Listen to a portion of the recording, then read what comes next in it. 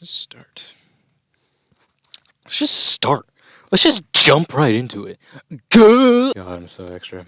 Greetings, one and all. My name is Lancer. We're back here again for another anime review on my anime list, alphabetical walkthrough playlist, whatever the fuck. And as promised, this time we are reviewing Akame ga Kill. We're just gonna jump right into it, Philip DeFranco style. I'm Lancer. Let's go. How this all works is I give my opening score, pretty much what my current score is for each show, and then we talk about it, we review it, what I liked, what I didn't like.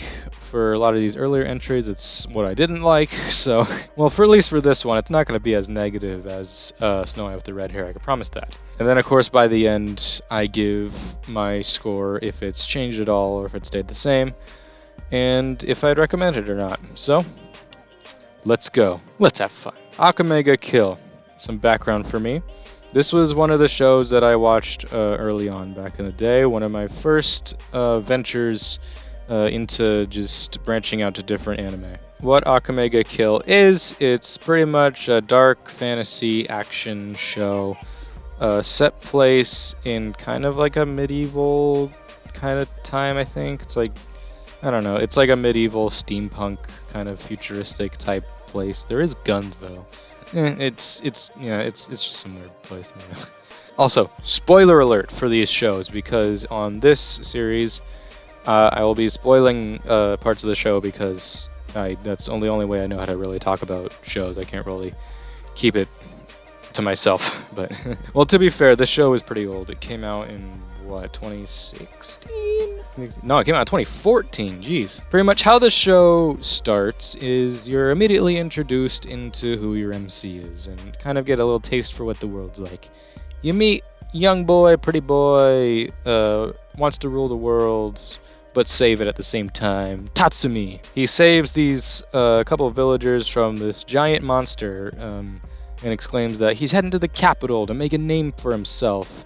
And right off the bat, you're kind of like, oh, okay, this is kind of lighthearted. I mean, when he killed the monster, there was this giant burst of blood, but it was just as long as the monster, it's not that bad.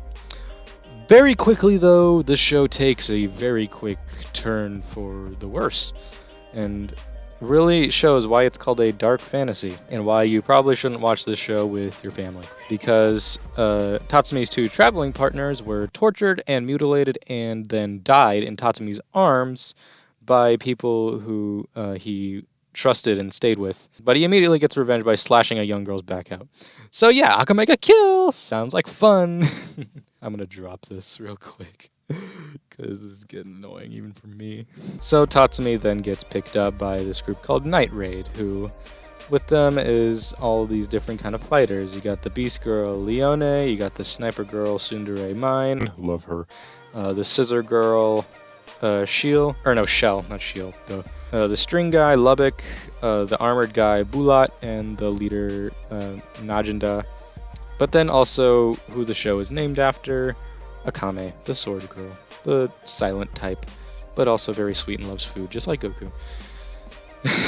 Pretty much what the whole point of the show is Tatsumi becomes a part of Night Raid, he's their new recruit, he trains, and pretty much the whole point of the show is that Night Raid is going to go in and take down the minister who's been corrupting the emperor's mind of the imperial city, using their weapons called imperial arms, which is like, their MacGuffin weapons, what gives them their power. Mine's got a sniper, Shell's got scissors, Lubbock's got string, Bulat's got armor, Najinda's got her arm thing, I don't remember. Nakame's got her cursed sword. We're gonna jump forward a bit. I'm just gonna cut to the chase right now.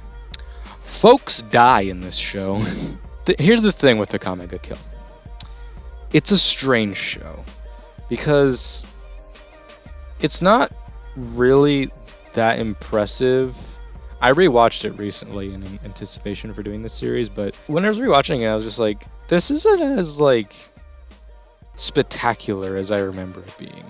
I kind of held it up on a little bit of a pedestal, just like, oh yeah, this show is awesome. It's got some cool fights, the characters are cool, and then it's I rewatched it and I was like, it's kind of whack. I do respect it though, because very few anime like are willing to actually kill, or just like shows in general, like are willing to start killing off their main characters like one by one, or even, and also this is once again your last big spoiler alert, a show that's actually willing to kill its main character. Like I still remember watching that and being like, damn, they actually did that. And then rewatching it again years later being like, damn, they actually did that.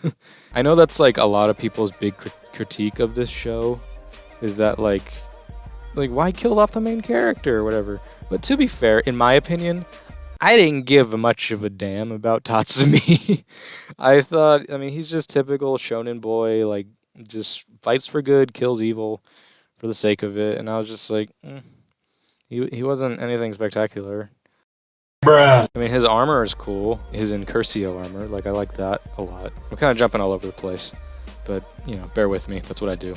You know, ADD and all that. The music in this show wasn't really that spectacular either. The OPs and the endings didn't really hit. There were stuff that I like. The endings and the openings I always skipped. Like they weren't anything spectacular. Although the second ending was pretty cool. I liked that a little bit. I think I still listen to that.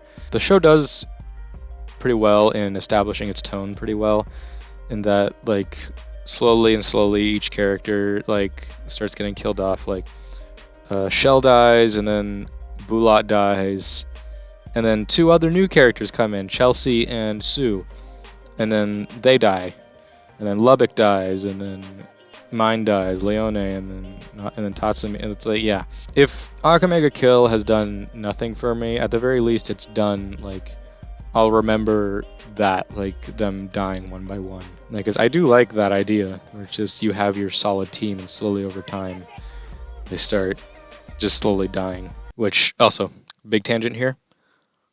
The new Bad Batch show on Disney Plus, which is a sequel to Clone Wars, which I also love very much.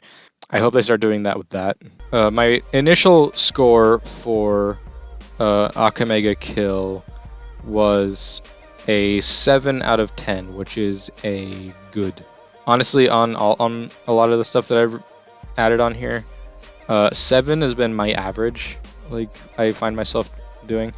I don't go so much off the numbers. I go more off what they mean. Like 7 is good. Like 6 is fine. Like I go off of what that is. After I rewatched it recently, I've like taken off that filter of like holding off on a pedestal. But I mean, it's definitely not really a show that you can rewatch, since you know. I mean, if it's been a while, it was a while for me. So I was just like remembering. It's like, how do they die? Like, how does this character die? And then I was like, oh yeah, that's right, okay.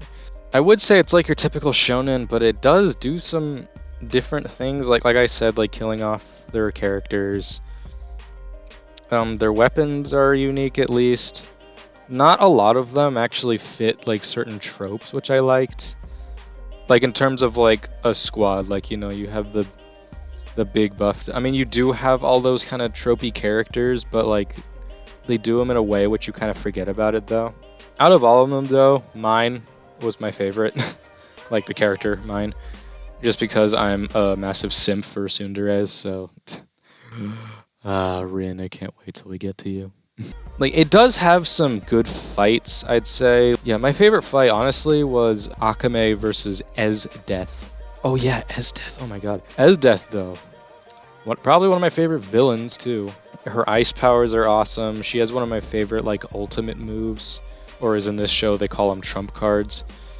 The Makao Hadama, which is, she just freezes time. I wish she used it more. That's, like, a very strong move. It's also interesting that in this show, they have their team, but then, like, on the villains' side, they also, like, introduce their own team. So it's, like, their counter thing. But it's, like, they never really get a proper, like, face-to-face with each other. Because, like, most of them, like, die, like, on the other side, like, on the villain side. Like, most of them die within, like, the first half of the series, so it's like, oh. I'm not going to be that guy. I understand that the manga is better. But after watching this show, I went back and read the part of the manga where the ending is different and Tatsumi doesn't die. And he turns into a goddamn dragon and somehow has kids with mine who lives. I mean, I like that they get their happy ending, but at the same time, I think it's whack. I don't know, I kind of prefer the anime where everyone's just dead and Akame is just left to wander the wilderness. I don't really care either way. I mean, I didn't really think the manga was much better either. I mean, they kind of just canceled each other out in my mind. It's just like, This show, honestly, though, is kind of forgettable. Like, I mean, the characters, like, they're cool. I mean, every time I speak about it, I'm just like, but, I don't know. It's kind of just one of those shows where it's meh. Like, it's not anything special. There's so many people who are still such fans of it and want a season 2 of it, but it's like, what could you do? It would just be like Akame wandering around the wilderness just killing bandits. Like, that sounds boring if you ask me. I mean, overall, Akame Kill, meh. I gave it a 7, which is a good. Honestly, I'm gonna lower it, I think. I'm probably gonna lower it. I am gonna lower it. I think I'm gonna lower it to a 5. I'm gonna give it an average. Nah, I'm gonna give it a 6, actually. I'm just gonna leave it at fine. Because there is good things about it. I think. Like, yeah, the Imperial Arms, like, their weapons are cool, like, Esdeath is cool, literally. Like, she has an interesting character and her abilities and fighting style. Bulat was interesting. Like, he was probably my favorite, except he got killed off very early on. Also, this show is very long. It's 24 episodes. I mean, I feel like it could have been a little shorter, like maybe like 18 episodes. I don't know. I feel like 24 is actually fine for this one. I know I said this wasn't going to be as negative, but that's the whole point I'm making this series. The more I talk about it, the more I realize how good or bad something actually is. Overall, Akame Kill, I'm changing my score to a 6. So that was my review of Akame Kill. I'd recommend it, honestly. After everything that I just said, I'd still recommend it. It's a good one-time watch. You don't have to really, like, it's kind of a popcorn anime. Like, just sit down, some good grub, watch it, binge it, and just be done with it. Maybe get emotionally wrecked if you get somewhat invested in it. I do recommend the dub of it. The dub's pretty good. I prefer it to the sub, mainly because Bulat, like, that voice actor I really like. I also kind of prefer Esdeath's English voice. Actually, no, I prefer her Japanese voice. She's a cutie. So yeah, that was my review for Akame Kill. Join me next time when we review Anohana. Boy, do I have some things to say about that show. Just warning you. So yeah, thanks for watching this. I'm Lancer. See ya. Thank you for watching this video. Click subscribe if you're looking forward to more reviews or other videos of mine. Click the like button if you liked what you see. Comment any anime recommendations you have for me or just what you liked about the video.